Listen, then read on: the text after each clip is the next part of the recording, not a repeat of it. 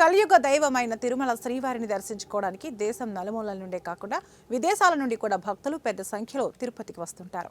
అయితే ఎన్నడూ లేని విధంగా కపిల తీర్థం అలిపిరి వరకు ప్రధాన ముఖద్వారం తలపించేలా రాజకీయ నాయకులకు చెందిన పెద్ద పెద్ద ఫ్లెక్సీలు దర్శనమిస్తున్నాయి.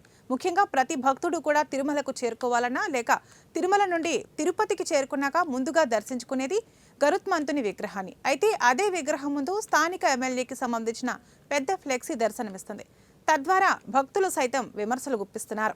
ఈ తతంగమంతా ప్రతిరోజు గమనిస్తున్న అధికారులు సైతం మౌనం వహిస్తున్నారు.